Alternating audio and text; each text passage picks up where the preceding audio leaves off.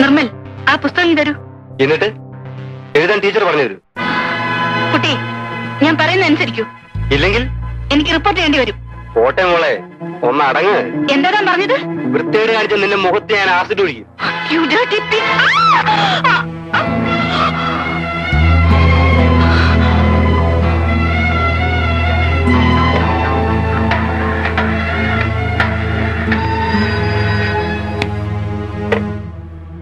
Police station ഏത് കോളേജില്? വകുപ്പ് ഏതായാലും റഷീദ് പേടിക്കണ്ട. കേസിന്റെ കാര്യം ഞാൻ ഏറ്റുന്നേ. അതിന് മന്ത്രി ഡൽഹിയിൽ പോയിരിക്കല്ലേ? വരട്ടെ. വേണ്ട വേണ്ട, പുള്ളിക്കാരൻ പ്രൈം മിനിസ്റ്ററെ കണ്ടേച്ച് ഉടനെ എന്നെ ഇങ്ങോട്ട് വിളിക്കും. ഓക്കെ. സിറ്റിയിൽ മിനിഞ്ഞാന്ന് ചാർജ് എടുത്തു അല്ലേ? തൊട്ടടുത്ത് വീടായിട്ടും ഇതുവരെ നിങ്ങൾ കയറിയില്ലല്ലോ. ആയിരിക്കേ? വേണ്ട. അത് കൊള്ളാം. നിങ്ങളുടെ ഹോം മിനിസ്റ്ററും ഇതുപോലെയാ. ആളും മന്ത്രിയൊക്കെ ആണെങ്കിലും എന്റെ മുമ്പിൽ ഇരിക്കാൻ മടിയാ. അല്ല, കാര്യമുണ്ട്. അവന് രാഷ്ട്രീയത്തിൽ ഇറക്കിയതും പൊക്കിയതും ഒക്കെ ഞാനാ. അതിരിക്കട്ടെ, കുടിക്കാൻ എന്താ എടുക്കേണ്ടത്? കാപ്പിയോ ചായയോ അല്ലെങ്കിൽ? ഒന്നും വേണ്ട. അത് പറ്റില്ല. ആദ്യമായിട്ട് എന്നെ കാണാൻ വന്നിട്ട്. അത് ഞാൻ നിങ്ങളെ കാണാൻ വന്നതല്ല. പിന്നെ മകനെ കാര്യം വിളിക്ക്, പറയാം. നിമ്മേ, മോനെ നിമ്മേ.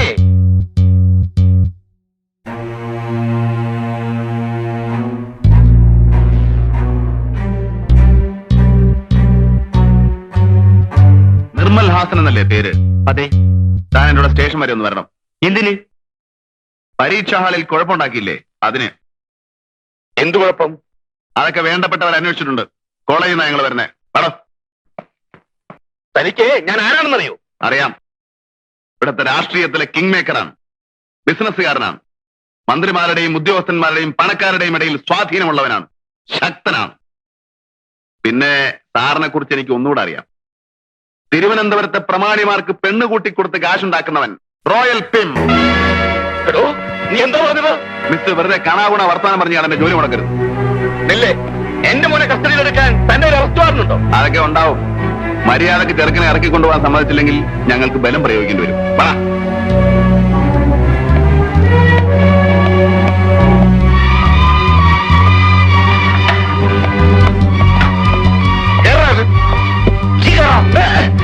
ബീച്ച് വഴി വിടാൻ പറ.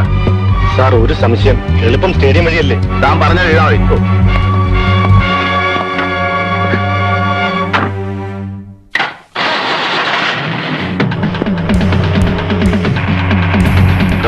പരീക്ഷയ്ക്ക് കോപ്പി അടിക്കുന്നവൻ കഷ്ടപ്പെട്ട് പഠിക്കുന്ന വിദ്യാർത്ഥികളെ തോൽപ്പിക്കുകയല്ലേ? അക്കാപ്പിച്ചയ്ക്ക് സമരിക്കുന്ന തന്നെപ്പോലുള്ള തന്തക്ക് പറക്കാത്ത നേതാക്കന്മാരത് കാണില്ല. ഒരു പാവൻ ടീച്ചറെ ഈ അന്യായം ചേർത്താൽ ശിക്ഷിക്കണോ? ഞാൻ കോപ്പി അടിച്ചതിനല്ല, അവളെന്നെ. ആവണോ?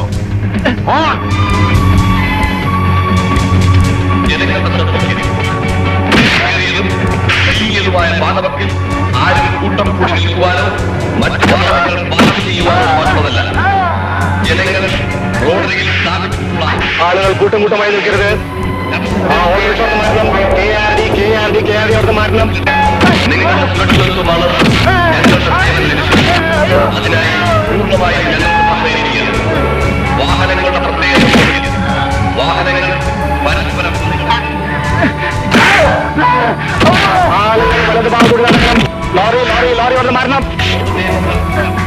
ടീച്ചറുടെ മുഖത്ത് നീ ആസിഡ് ഒഴിക്കോടാ.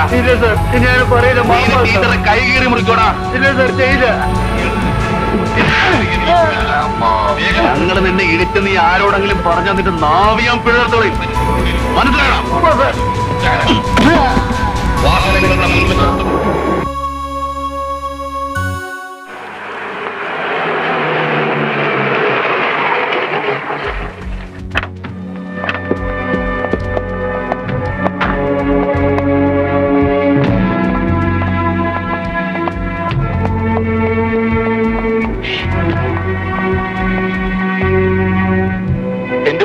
നിന്നോട് എന്ത് ചെയ്തു? പറ, എന്ത് ചെയ്തെന്ന് പറ. ഇല്ല, ഒന്നും ചെയ്തില്ല. പിന്നെ ഈ പാടൊക്കെ പറഞ്ഞു കൊടുക്കടാ അച്ഛനെ. അത് ഞാൻ വണ്ടിയിൽ നിന്ന് ചാടി ഓടിയപ്പോ വീണതാ. നിങ്ങൾ ഇവനെ എവിടെ കൊണ്ടുവരുന്നു? പറയണം. നിങ്ങളാരാ ചോദിക്കാൻ? ഞാൻ അഡ്വക്കേറ്റ് ജയചന്ദ്രൻ. വക്കീലാണെങ്കിൽ കോടതി മതി. ഇവിടെ വന്നൊന്ന് കുറയ്ക്കരുത്. ഇത് പോലീസ് സ്റ്റേഷനാണ്. ഇൻസ്പെക്ടർ വെറുതെ അയാൾ വന്നത് എന്റെ മോനെ ജാമ്യത്തിൽ ഇറക്കാനാണ്. അതിന് വക്കീലും കൊണാപ്പിയൊന്നും വേണ്ട. ഞാൻ വിട്ടേക്കാം സ്വന്തം ജാമ്യത്തിൽ. പക്ഷേ കേസ് ചാർജ് ചെയ്യാൻ പേര് മേൽവാസം എഴുതിയെടുക്കണം. അവന്റെയും അവന്റെ തന്തയുടെയും. കേരള അവനകത്തേക്ക്.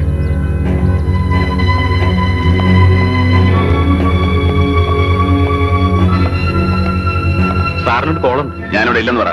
തിരുവനന്തപുരത്ത് നിന്ന്. അറിയാം മിസ്റ്റർ. വലിയവന്റെ മക്കളെ പിടിച്ചാൽ തിരുവനന്തപുരത്ത് വിളിക്കൂ. പറഞ്ഞേരി വിട്ടെന്ന്.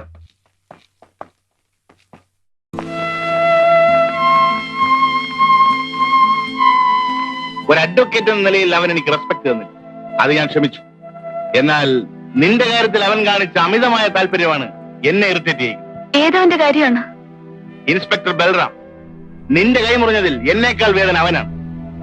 ആ പൂർവകാമുകയല്ലേ, സഹിക്കുന്നുണ്ടാവില്ല. എന്തിനാ ആവശ്യമില്ലാത്തത് പറയുന്നത്? ആവശ്യമില്ലാത്ത വാശി അവനാണ്. ഈ കേസ് രാജിയാവാൻ അവൻ സമ്മതിച്ചില്ല. ഭാര്യയ്ക്ക് പരാതിയില്ലെന്ന് ഭർത്താവായ ഞാൻ പറഞ്ഞിട്ടും കേട്ടില്ല. കേസ് ചാർജ് ചെയ്തു. ഇതെങ്ങനെ നേരിടണമെന്ന് എനിക്കറിയാം. നീ എനിക്കൊരു സ്റ്റേറ്റ്മെന്റ് എഴുതി തരണം. എന്ത് സ്റ്റേറ്റ്മെന്റ്? പരീക്ഷാ ഹാളിൽ എഴുതിക്കൊണ്ടിരുന്ന കുട്ടിയുടെ ഉത്തരക്കടലാസിൽ കൈവച്ചപ്പോൾ അതിനകത്തിരുന്ന ബ്ലേഡ് അബദ്ധത്തിൽ കയ്യിൽ തട്ടിയതാണ്. സത്യം അതല്ല. അവൻ എന്റെ കൈ കീറി മുറിച്ചതാണ്. ആയിരിക്കാം. എന്നാൽ കോടതിയിൽ പ്രതിഭാഗം വക്കീൽ എന്ന നിലയിൽ അന്യായക്കാരിയായ നിന്നെ വിസ്തരിക്കാൻ ഞാൻ തയ്യാറല്ല. പയ്യന്റെ അച്ഛൻ ചന്ദ്രഹാസൻ ആരാണെന്ന് നിനക്കറിയാമോ? രാഷ്ട്രീയക്കാരിൽ വെറും തറയിൽ അദ്ദേഹം. Highly influential and immensely rich. അങ്ങേരുടെ മകനോട് തെറ്റ് ചെയ്താൽ അത് നമുക്ക് അങ്ങ് ക്ഷമിക്കാവുന്നതേ. ഞാൻ ക്ഷമിക്കില്ല. ഈ കേസ് കോംപ്രമൈസ് ആക്കാൻ ഞാൻ കൂട്ടു നിൽക്കില്ല. You must. ഇതെന്റെ പ്രസ്റ്റീജ് ഇഷ്യൂ ആണ്. നീ എഴുതി തരണം. പ്ലീസ് എന്നെ കമ്പലി എഴുതി ചെയ്യട്ടാ. പ്ലീസ്. ഓക്കെ, ഞാൻ നിന്നെ നിർബന്ധിക്കില്ല. But you know Usha, it is a duel between me and the inspector Balram. നീ ആരുടെ ഭാഗത്താണെന്ന് എനിക്കറിയാം. എന്റെ ഭാര്യയായിട്ട് ഇവിടെ കഴിയണമെങ്കിൽ ആ സ്റ്റേറ്റ്മെന്റ് എഴുതി തന്നേ പറ്റൂ. The choice is left U.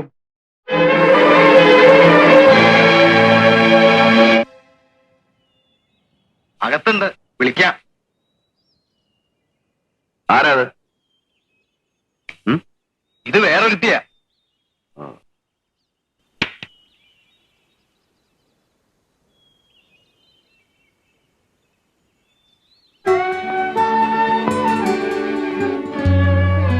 Mrs Jayanthan ഇവിടെ? ഞാൻ ഇന്നലെ കൊടുത്ത കംപ്ലൈന്റ് കഴിയുമെങ്കിൽ വിത്ഡ്രോ ചെയ്യാൻ.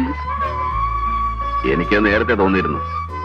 അഡ്വക്കേറ്റ് ജയന്തന്റെ വാദം കേട്ടപ്പോ അയാളുടെ ഭാര്യ പ്രതിഭാഗം ചെയ്തിരുന്നു. It's all right. I'm sorry. ഒന്നും പറയണ്ട. ഞങ്ങൾക്കിതൊരു പുതിയ അനുഭവമൊന്നുമല്ല. വെട്ടും കൊലയും നടത്തിയവർ തന്നെ അവസാനം ഒത്തുചേരും. ഇടയിൽ കഷ്ടപ്പെട്ട് കേസന്വേഷിച്ച പോലീസുകാരന്റെ വായിൽ പച്ചത്തെറിയ എന്റെ നാവിൽ വരുന്നേ. ഞാനൊന്നും പറയുന്നില്ല. പക്ഷേ നിങ്ങൾ ഈ ചെറിയ കാര്യത്തിന് ഇവിടെ വരേണ്ട കാര്യമില്ലായിരുന്നു. എന്റെ ഗതികേടുമുണ്ട്, അല്ലെങ്കിൽ കുറ്റബോധം കൊണ്ട്. അഡ്വക്കേറ്റ് ജയചന്ദ്രന്റെ ഭാര്യയ്ക്ക് ഗതികേടുണ്ടെന്ന് പറഞ്ഞാൽ ഞാനത് വിശ്വസിക്കില്ല. പിന്നെ കുറ്റബോധം ഒഫീഷ്യൽ ഡ്യൂട്ടിയിൽ എന്നെ വഴിതെറ്റിച്ചതിലേ ഉള്ളൂ. പേഴ്സണൽ ലൈഫിൽ എന്നെ വഞ്ചിച്ചതിലില്ല. ഞാൻ ആരെയും വഞ്ചിച്ചിട്ടില്ല. മറ്റൊരാണിന്റെ ഗർഭം ധരിച്ച് നിനക്കത് പറയാമോ? മിസ്റ്റർ ബൽറാം, ആ ആണിന്റെ ഭാര്യയാണ് ഞാൻ. അദ്ദേഹത്തിന്റെ കുഞ്ഞിന്റെ അമ്മയായെങ്കിൽ അതെന്റെ കുറ്റവുമല്ല. ഓ, ക്രെഡിറ്റ് ആയിരിക്കും. കുറ്റം എന്റെ തന്നെയാ. വർഷങ്ങൾ അടുത്ത് പെരുമാറിയിട്ടും മണിക്കൂറുകളോളം തനിച്ചൊരുമിച്ചുണ്ടായിട്ടും നിനക്കൊന്നും നഷ്ടപ്പെട്ടില്ലല്ലോ. വിദ്യയായി എനിക്ക് നിന്നോട് ആരാധനയായിരുന്നു. Divine love. പകരം ഒരു ഡെവിൾ മോളസ്റ്റ് ആവാൻ എനിക്ക് കഴിഞ്ഞില്ല. അതിലേ എനിക്ക് ദുഃഖമുള്ളൂ.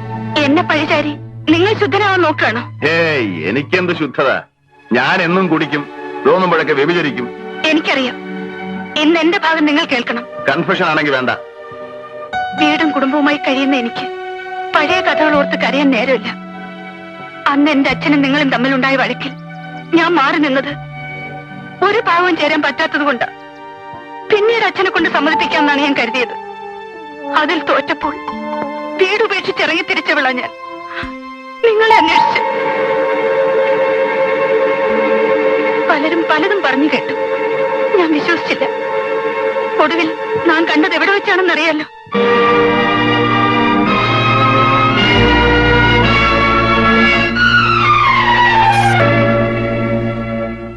ഒരു കൊലയാളിയാണ് നിങ്ങളെന്ന് അറിഞ്ഞിട്ടും എനിക്ക് നിങ്ങളോടുള്ള സ്നേഹം കുറഞ്ഞില്ല. എന്നാൽ അന്ന് ആ വ്യഭിചാരശാലയിൽ വെച്ച് നിങ്ങളെ ആ പെണ്ണിനോടൊപ്പം കണ്ടപ്പോൾ എന്റെ കുറ്റപ്പെടുത്തുന്നില്ല ആരെയും. It's my faith.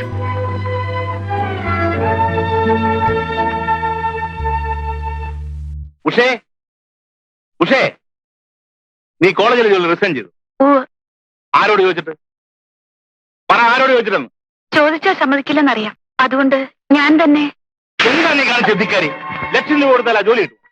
രാജിവെക്കാതെ ഇനിയും ജോലിക്ക് പോയാൽ സ്റ്റുഡൻസിന്റെ റെസ്പെക്ട് കിട്ടും. അവിടെ എനിക്ക് തല ഉയർത്തി നടക്കാനൊക്കോ? അതുകൂടി ചോദിക്കൂ. കോളേജിലെ കുട്ടികൾക്ക് മുഴുവൻ ഈ സംഭവം അറിയാം. സ്റ്റാഫിൽ പലരുടെയും മുന്നിൽ വെച്ചാണ് പ്രിൻസിപ്പലിന് ഞാൻ പരാതി എഴുതി കൊടുത്തത്. അതിനെതിരായി നിങ്ങൾ എന്നെ കൊണ്ട് പറയിച്ചു, സ്റ്റേറ്റ്മെന്റ് എഴുതി വാങ്ങിച്ചു. ഞാൻ ഇനി എങ്ങനെ അവരെ ഫേസ് ചെയ്യും? എന്നെ അപമാനിച്ച കുട്ടിയെ ക്ലാസ്സിൽ എത്തിക്കൊണ്ട് എനിക്ക് പഠിപ്പിക്കാൻ കഴിയില്ല. പിന്നെ ചുമ്മാ വീട്ടിലിരിക്കണം, അത് നടപ്പില്ല. നിങ്ങൾ അതേ പറയൂ. നാണം കിട്ടി ജോലി ചെയ്താലും നിങ്ങൾക്ക് ശമ്പളം കിട്ടിയാൽ മതി. സോഷ്യൽ മൊറാലിറ്റി വിടാതെ പ്രാക്ടീസ് ചെയ്യുന്ന യോഗ്യന്മാരായ വക്കീലന്മാർ എത്രയോ ഉണ്ട്. നിങ്ങൾക്ക് ആ മാന്യതയില്ല. നിന്റെ മറ്റവനുണ്ടായിരിക്കും മാന്യത, ആ ചെറ്റ പോലീസുകാർ. പോലീസുകാർ കളവും കൊലയും കൊള്ളയും ചെയ്യുന്നവരെ പിടിക്കുന്നവരാണ്. ആ ക്രിമിനൽസിനെ ഡിഫെൻഡ് ചെയ്യുകയല്ലേ നിങ്ങളുടെ ജോലി. അവരുടെ കാശ് വാങ്ങി ജീവിക്കുന്ന നിങ്ങളെ പോലെ ചെറ്റത്തരം പോലീസുകാർക്കില്ല. തോന്നിയാസം പറഞ്ഞ കൊന്നുകളയും തന്നെ ഞാൻ. ഇല്ല, നിങ്ങൾ എന്നെ കൊല്ലില്ല. എന്റെ അച്ഛന്റെ സ്വത്തുക്കൾ മുഴുവൻ തട്ടിയെടുക്കുന്നവരെ ഇങ്ങനെ ടോർച്ചർ ചെയ്യുകയുള്ളൂ. പണമാണ് നിങ്ങൾക്ക് വലുത്. ഭാര്യയുടെ കൈ മുറിച്ചാലും കഴുത്തറുത്താലും കക്ഷികളെ നിങ്ങൾ പിണക്കില്ല. അവളെ ഒരു കോളേജ് സ്റ്റുഡന്റ് റേപ്പ് ചെയ്താലും നിങ്ങൾക്ക് പരാതിയില്ല. പണത്തിന് വേണ്ടി സ്വന്തം ഭാര്യയെ അന്യപുരുഷന്റെ കടപ്പറയിലേക്ക് അയക്കാനും നിങ്ങൾ മടിക്കില്ല.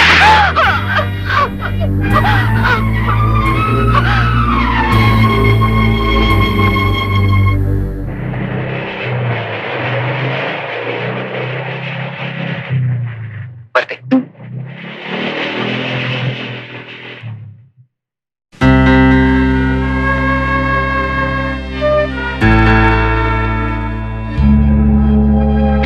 ജ്യോതി, ഈ പയ്യനുമായുള്ള നിന്റെ കൂട്ടുകെട്ട് എനിക്ക് ഇഷ്ടമല്ല. എന്താ ബെന്നിക്ക് കുഴപ്പം? ഇതുപോലെ ബൈക്കിൽ കൊണ്ടു നടന്ന അവനെ ഉണ്ണ നമ്പൂതിരെ ചീത്തയാക്കിയത്. പാലക്കാട്ട് പഠിക്കാൻ പോയി, ഒരുമിച്ച് ഹോസ്റ്റലിൽ താമസിച്ചു. ഒടുവിൽ പെട്ടപ്പോൾ കൂട്ടുകാരനെ കുരുതി കൊടുത്തിട്ട് ഇവൻ മാത്രം രക്ഷപ്പെട്ടു. അപ്പന്റെ പണത്തിന്റെ ഊക്കുണ്ട്. ബെന്നിക്ക് ഇപ്പൊ പോളിറ്റിക്സ് ഇല്ല, വിട്ടു. പോളിറ്റിക്സ് അല്ല ഞാൻ പറഞ്ഞു വന്നത്. പ്രായം തികഞ്ഞ പെണ്ണാണ് നീ. വല്ലതും സംഭവിച്ചാൽ ഞാൻ സഹിച്ചോളാം. എടീ, അതിനല്ല നിന്നെ ഞാൻ ഇവിടെ കൊണ്ടുവന്ന് താമസിപ്പിച്ചത്, പഠിപ്പിക്കുന്നത്. മേലിൽ ഇങ്ങനെ വല്ലതും കണ്ടാൽ അന്ന് നിന്നെ ഞാൻ നാട്ടിലയക്കും. അതാവും ചേച്ചിക്ക് സൗകര്യം എന്നെ ഒഴിവാക്കാൻ. എന്താണ് നീ പറഞ്ഞത്? ഫാദറിക്ക് പുറത്തു പോകാതെ ഫ്രണ്ട്സിനെ ഇങ്ങോട്ട് വരുത്താമല്ലോ ഞാനില്ലെങ്കിൽ. ജ്യോതി,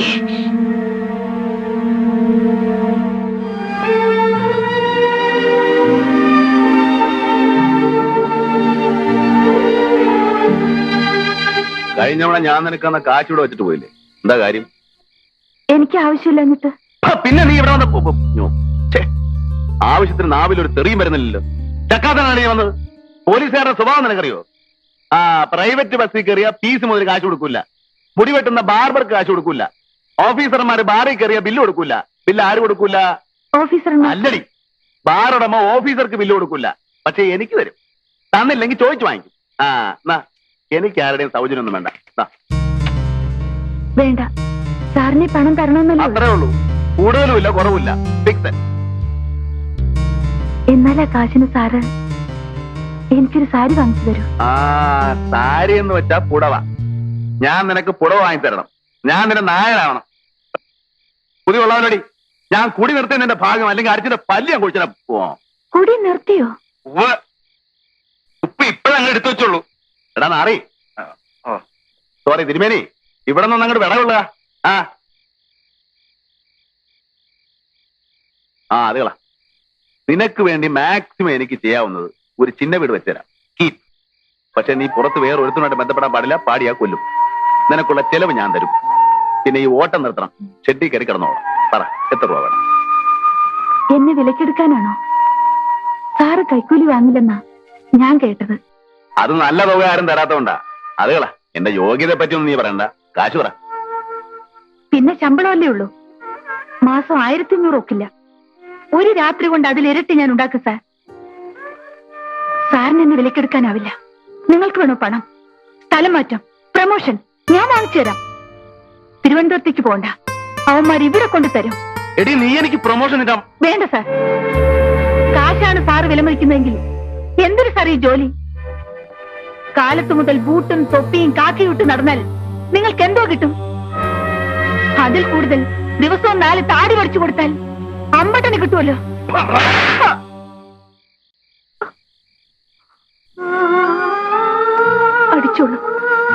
എന്ത് നിർത്തിക്കളഞ്ഞത്? ഈ ശരീരം ലാളിക്കുന്നതാ ചിലർക്കിഷ്ടം, തലോടാനാണ് പലർക്കും കൊതി. പക്ഷെ അവരുള്ള എനിക്കറിയാം, കാര്യം കഴിയുന്നവരേ ഉള്ളൂ. സാറെന്നെ അടിക്കുമ്പോഴും മനസ്സിൽ വെറുപ്പ് കാണില്ല. അതാണ് എനിക്കിഷ്ടം. എന്ന് വെച്ചാൽ നിനക്കെന്നോട് റൊമാൻസ് തോന്നുന്നുണ്ടല്ലേ? ഒരുത്തി പ്രേമിച്ച് മുടിച്ചതാണ് എന്നെ. അതിന്റെ ഹാങ് ഓവർ പോകാനാണ് നിന്നോട് വരാൻ പറഞ്ഞത്. നിനക്ക് മറ്റുള്ള സൂക്കർ തുടങ്ങിയാൽ ചവിട്ടി ഞാൻ പുറത്താക്കും. എനിക്കാരോടും റൊമാൻസും പ്രേമവും ഒന്നുമില്ല. സാറ് പറഞ്ഞ പോലെ പലർക്കും ശരീരം വിറ്റ് നടക്കുന്നവളല്ലേ. എങ്ങനെ ഉണ്ടാവും? ഒരാളെ മാത്രം മനസ്സിൽ ധ്യാനിക്കാൻ, അതേ ആളിന്റെ സ്വന്തം അവൻ മോഹിക്കാനേ പറ്റും. നടക്കില്ല സാർ, ഇല്ല സാർ. സാറിനെ ഞാൻ ഒരിക്കലും പ്രേമിക്കില്ല. ഉറപ്പാണല്ലോ?